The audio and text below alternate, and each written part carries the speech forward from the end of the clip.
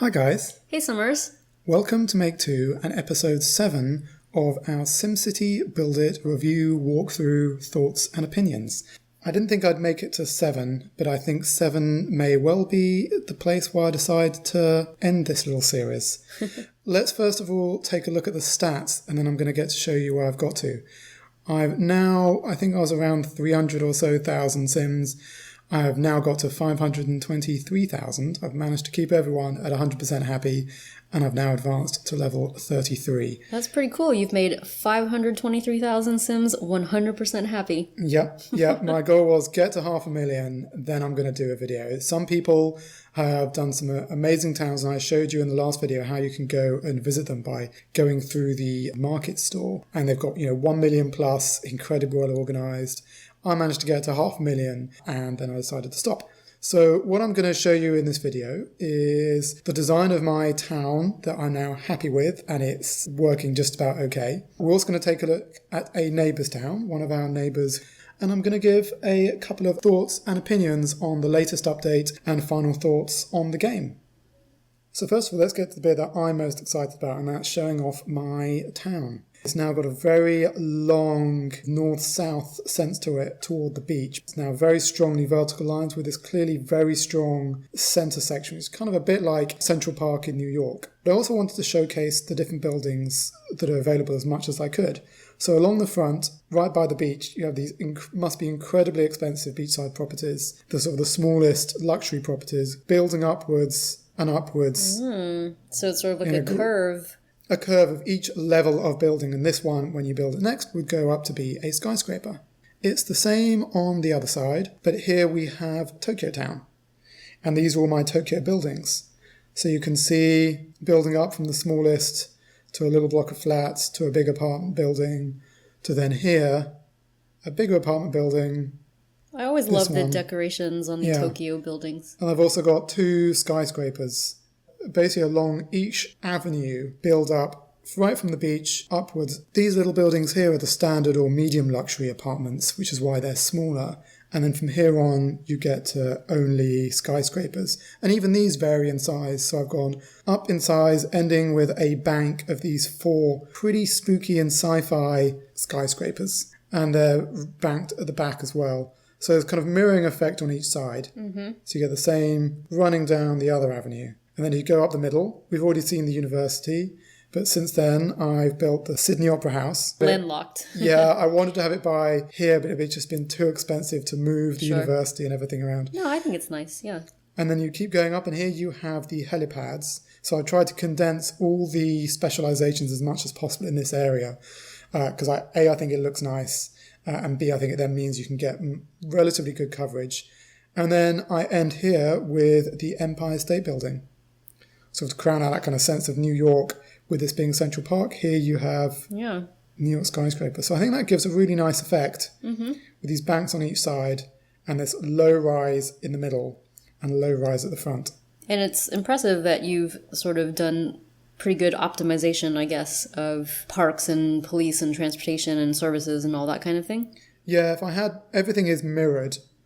So there are specializations, one on each side. So there's a police station over here and likewise a police station over there, and parks at equal spaces over each side. But I don't know how optimized it is. It's optimized given I wanted to also make it look nice. Mm-hmm. And there is space at the back here for more parks, but I don't have enough money. One other little bit of my town is at the front or the top of the city here, there's a range of different buildings, and these are all the headquarters or the departments for all the different buildings. I think these 3 in the middle look nice. Here we have the gambling headquarters, the entertainment headquarters, Department of Transportation, Department of Culture, and Department of Education. I think these 3 look really good together, and Department of Culture, the one in the middle, is my favourite. Yeah, very nice looking. So you've got a very logical town, it seems. Although you don't have a lot of crossroads. You've got these long avenues, but no roads going across in between them. You don't need them, it turns out. Likewise here, you've got a big U-shaped road that isn't connected. Yeah, I was going to ask you about that. Why isn't that connected? Because I wanted to have this bit where the university is with all the grass. I wanted that to be more of a circle. Sure. And if I'd connected it, it would have just looked like a crossroads. All right. I've also got a neat little feature here. Ha ha ha. I've wasted 2 whole areas of my map just to show Aww. what this is from. Cool. It says make to. Yep. I like the circular roads underneath it too. Yeah, they're a little weird, but they're kind of underlining make to. For some reason, they're not lit up. I think they're too small. They're not considered proper roads, but I think that looks really pretty. Mm-hmm. I'm most pleased with the K. Yes, the K is very well done. Yeah. So that's the town. Now, my thoughts since the update, it's actually got slightly more annoying. The changes to the view tower have got interesting, but as you can see, super expensive, with the next upgrade costing 70,000 simoleons. That means that the Global Trade HQ has been flooded with different items for view towers. First of all, I thought that was a glitch in how the store was working, but I actually think nobody wants to do those anymore because they're too expensive and annoying. So every time they get those items, they're selling them. So that means you now can't buy anything else in the Global Trade HQ, which has made it slightly less useful. At the same time, upgrades for roads, where it used to be relatively clear, like the road would get busy, you'd have to upgrade it.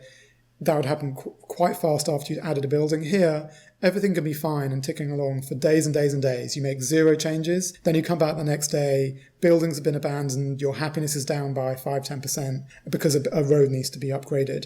And even though it's been fine for a couple of weeks on a 4-lane road, it needs to be a 6-lane road, and then an avenue, and then a boulevard. And that just seems a little annoying because they're really expensive to upgrade at this stage. They can cost 60,000 to upgrade a single road. And then that just takes a huge hit. So you always have to build a buffer of at least 100,000 to make sure you can actually upgrade a road when randomly it would need to be upgraded. So that coupled also with, I think, the in-game thought bubbles that are supposed to release little prizes for you, I think they've got less frequent in giving you anything, which is also frustrating because that's the only realistic way you can get to expand your city. The only plus side is when you visit other people's towns, as we're going to do in a minute, there is the chance of getting a prize from visiting that town. So that is a plus and is obviously a clicker, and we talked about that last time. Yeah. Yeah, mixed feelings. The only other piece of tactics I'd like to say is I was trying before to fill both things at the docks, things at the airports, and upgrade my buildings. And that's just too much. So what I've done solely for this one is effectively only concentrate on making my buildings bigger. Making more buildings and expanding my buildings to become skyscrapers. And that's been enough effort. Because my final comment is, as you advance through the game, I'm now at level 33, almost everything to expand. Let's take a look at this building here. 5 chairs takes hours and hours and hours. These things, that's a pretty easy one. Some of these just get increasingly difficult, or all of these are actually really expensive and cost probably 1,000 each to buy or sell, and it only gets you 1,800 in total. So each upgrade takes more and more effort and takes more and more time. So at this level, I think I've managed to get here, but now I know getting to 600,000 or 700,000 will just take much more time than it's taken me to date.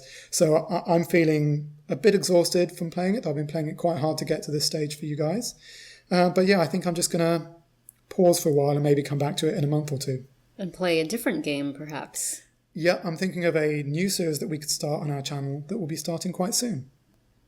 Let's take a look at our Neighbours Town. This is Sim Valley, and thanks for asking us to come and take a look.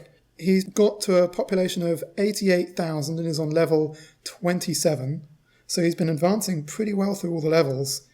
You can see, like we all do, he has separated out all the smelly bits, the bits that are polluting, as long with a couple of water towers into this section. So there's a big buffer of natural land before he gets to his stores, and he's got most of the stores here, including even the fast food restaurant, which takes a while to get. I haven't seen that before. Yeah, I've got that. I've also got one that can make a grill, an outdoor grill. And then you can see he's in the middle of building up a number of lots here, and he's got some special, I think that's a school, and a whole range of buildings actually. He's starting to get into the skyscrapers too, so that's nice. He's obviously doing well on his build. I like that he's got quite a bit of space by the beach, and just a number of cool beachside properties. So well done, Sims Valley, for getting to 88,000, and good luck carrying on with the game. So you came a long way from your first episode where you weren't sure if you were going to continue, and now you've got a thriving, massive town. But you think this is the end of the series, perhaps? Yeah, I think I'm going to call it an end here. If there's anything in particular that you would like to see, please do let me know in the comments. But I think I'm gonna stop and move on. I think 7's enough. A lot of my thoughts from the first episode remain. Okay. I think it is kind of enticing. It's incredibly popular on the App Store, so people must really love this game and spend a lot of time on it. For me, Sims Freeplay and other games that we're starting a series of pretty soon are more enjoyable and creative. And I feel I've kind of maxed out on the creativity, and the grinding is getting ever more grindier. Okay. But if you've enjoyed this video and this walkthrough and tour and hearing my thoughts and seeing my town, please give it a thumbs up. Let me know what you think and how you're doing in the game in the comments below. And for those who've stuck with us for all of the episodes from the beginning, thank you so much for watching.